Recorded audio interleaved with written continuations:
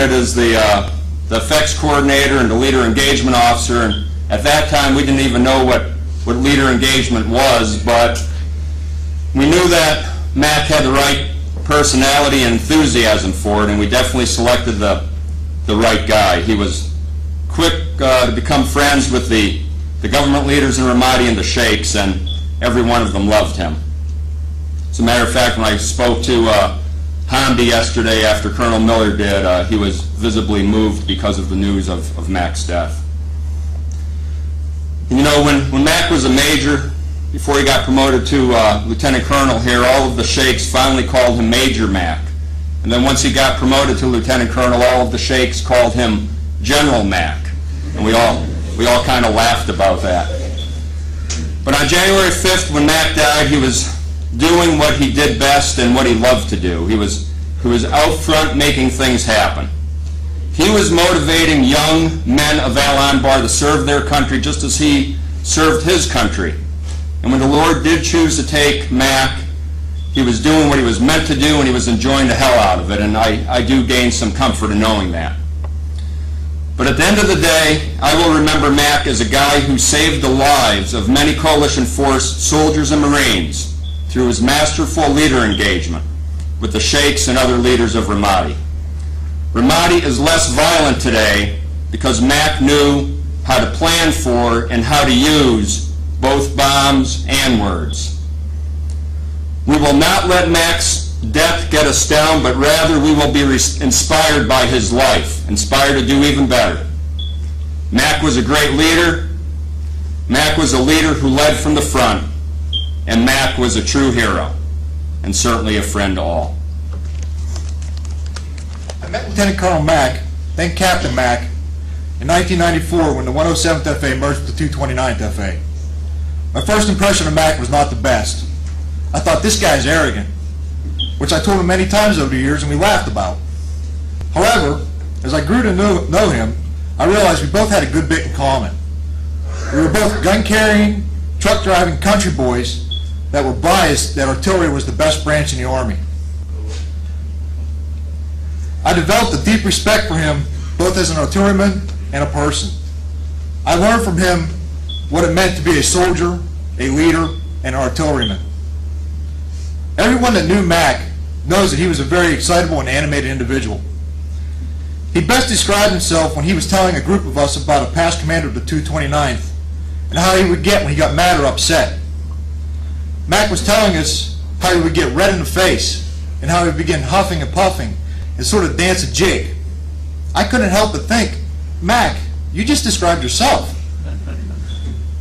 But no matter how many times or how often he chewed you out, which I've received many of over the years, he always had the best interests of his soldiers he led in mind. Mac would not accept anything but the best for his soldiers, and it didn't matter who got mad at him along the way. He'd always take the time to help explain a procedure to you or a concept. He was never too busy to lend you a hand, whether you were a captain or a private that was just scared and confused. Mac was a professional through and through. He knew artillery like the back of his hand, and he took right to the IO side of the house. Of course, his gift of gab and his ability to influence others facilitated this. Many times I watched in awe as he worked his mojo to influence others to see things his way and to get the equipment he needed for the FSE. Mac thoroughly enjoyed his job here. He even commented to me that he would come back and continue to lead engagements, with certain stipulations, of course, which I believe he could have talked the powers that be into. Well, Mac was all this on his military side. His best attribute was that he was a loving and caring husband and father. He always spoke fondly of his wife Tammy and proudly of their two girls, Erica and Erin, or Ernie, as he referred to her. They were without a doubt his pride and joy. No matter how bad of a mood he was in, all you had to do was get him started on the subject of Tammy and the girls. His eyes would light up and he would be smiling from ear to ear.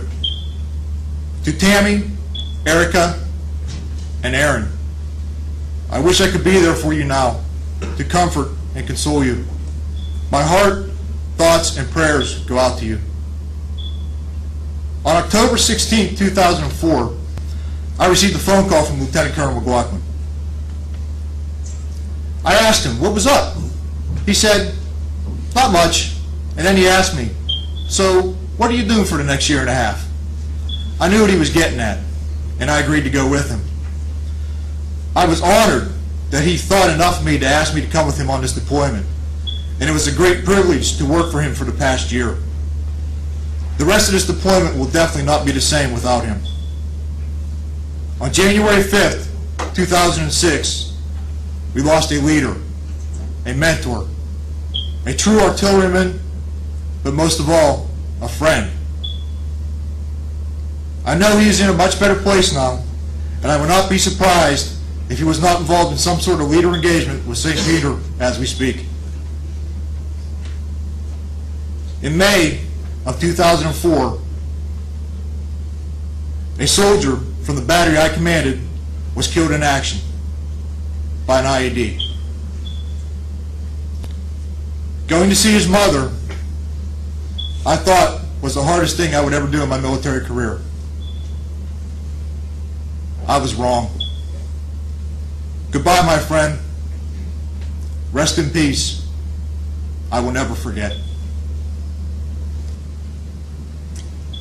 I find it almost impossible to briefly sum up what kind of man Lieutenant Colonel McLaughlin was.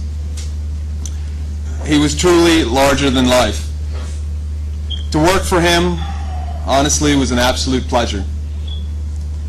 I was with Colonel Mack the majority of the time, wherever he went, at the train up at Shelby, and even more so here in theater.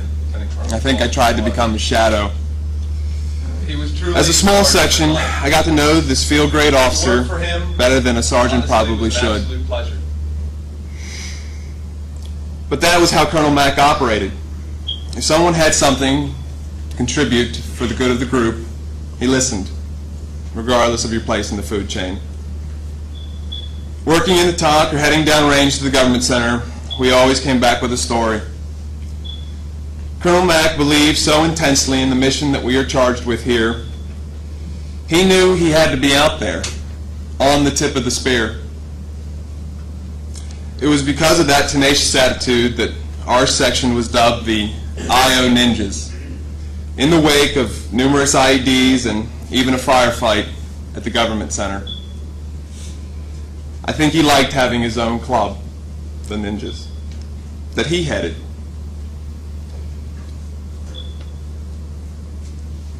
Colonel Mack was truly the epicenter of my world here. He commanded respect and had a value in him that made me want to work harder. I was proud of him. I never, in all my dealings, working as closely as I had, never did we have cross words. I know in my heart that he loved his boys, and he was always quick with words of appreciation for the things that we had done. I could always gauge how well I had done on a project that was submitted to him. If done well, he would say, "Okay, I guess you can date my daughter now." Of course, this was quickly followed up with, "No, I'm lying, but good job anyway, Gib." He worried about Specialist Brown because he's young, but he's always the most upbeat of us all here. He would tell me that I guess I'm going to have to move that young man into my living room when we get back home. He was a protector that way. With Colonel Mack, you always knew where you stood. On the day that he passed, I'll never forget how proud he was of the outcome of the Iraqi Police Recruiting Drive. For days it had been a success, and he was beaming at the fact that he and his team were able to accomplish something that others said was impossible. He called that morning down to the billets, excited like a child on Christmas. "You guys